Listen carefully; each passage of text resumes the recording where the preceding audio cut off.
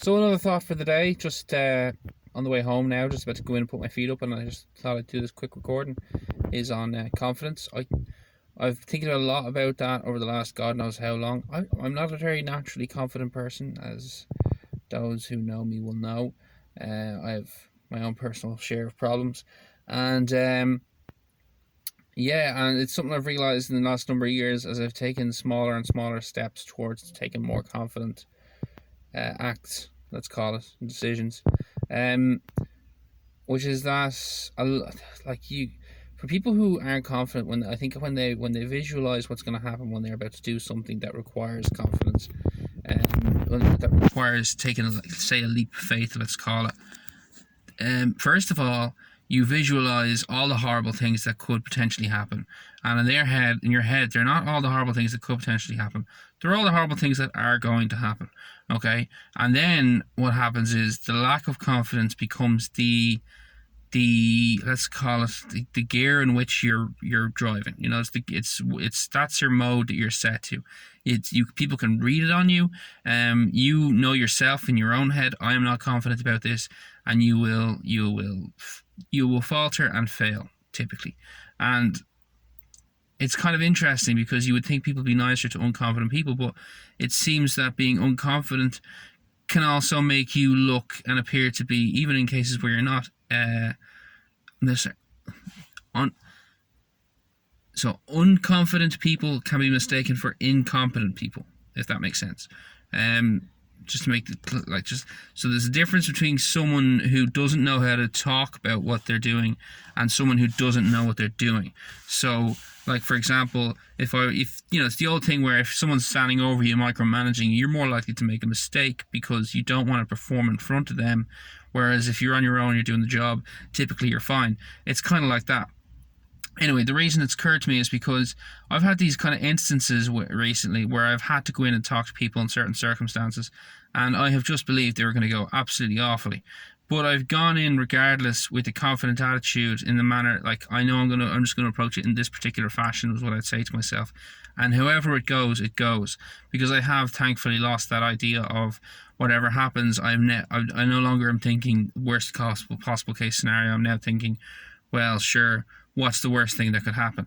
You know, like, as in, there's not much damage people could do to me. So you go in and you have that kind of mindset, and it's just shocking to see show. It's not even shocking is the wrong word. It's nice to see the feedback that comes off it, and like the people recognize the confidence. People respond to it. It feeds back to you. It's hard to describe it. You know, people can see it in you when you're confident having that conversation. And I suppose that's what a confidence man is. That's what a con man is that if he's confident enough going forward, they will make others confident in him. He will make others confident in him. And that is how he manages to con them. And so if you are actually confident about something you're not trying to con someone out of, you can actually see it. It will come back to you, is what I'm trying to say. You know, it'll come back to you in many ways.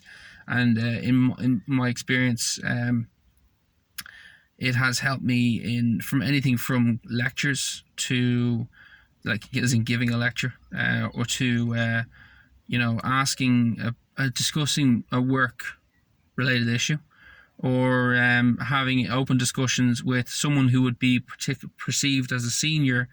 You know, it's the other side of this thing is that I thought was interesting was confidence is common in some types of people, but it's not very common at all amongst everyone in an employee-employer relationship, so to speak. It's not really that common. There's not a lot of employees who want to go up to an employer and have a casual conversation with them at the risk of giving away something about themselves which may undermine the employer's opinion on them. Obviously, you should be careful and you shouldn't be saying stupid stuff, but I mean, you should be able to go up and have any reasonable conversation you could have with, say, another person. You should be able to go up and have with your employer, in my opinion. And I think the hierarchy aspect of a workplace is organizational. It's not a social relationship hierarchy. So you should be treating an employer as, or a manager or whatever, as socially equal, if that makes sense. But a lot of people don't. And I think when you go in and you do that, and you have that conversation. You say, listen, don't, like, and I'm not saying you go in and you make demands. You know, let's say you want to raise, you don't go in and you say, this is what I want. You say, well, you kind of say, okay, this is where I'm at. This is what I'm thinking. This is where my mind is. And it's just not really putting a force on them to make a move, but just letting them know this is, you know, where you're at. And so it kind of, I think they respect that. And so my point is, I spent a long time making a lot of bad decisions because I didn't have that kind of confidence. And now I've kind of been slowly building it up, and I'm starting to see a lot of positive feedback off it in terms of how I'm treated, in terms of how comfortable I am around people. And it seems to be compounding almost, because that's the interesting thing about confidence is if you go in and you're confident and people respect you for being confident and nothing blows up in your face, because you got to be honest as well. If you're a confident liar, eventually it'll all fall apart. But if you're confident and you're honest, people respect it, and so you get more confident, and you know, it kind of seems to compound as far as I can tell. So you know, I wouldn't have made these videos 4 or 5 years ago. I suppose that's kind of why I like making them so much. It's not something I would have ever done. I still would never make this kind of shit and share it with people I know. I just do it randomly, and there's very few people I know who actually know I'm putting this kind of stuff out, including family members who don't know. Maybe one day I won't mind, but nowadays I'd rather not. It's not even so much a fear, it's so much as it is I have no interest in having a conversation about this recording after I've done the recording. Except for with people who are genuinely interested in the topic, as opposed to just interested in me talking about the topic.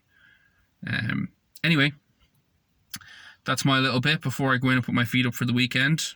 And I'll probably be throwing up another bit maybe later on. Who knows? I'm gonna have a few beers, or maybe tomorrow morning. Anyway, goodbye.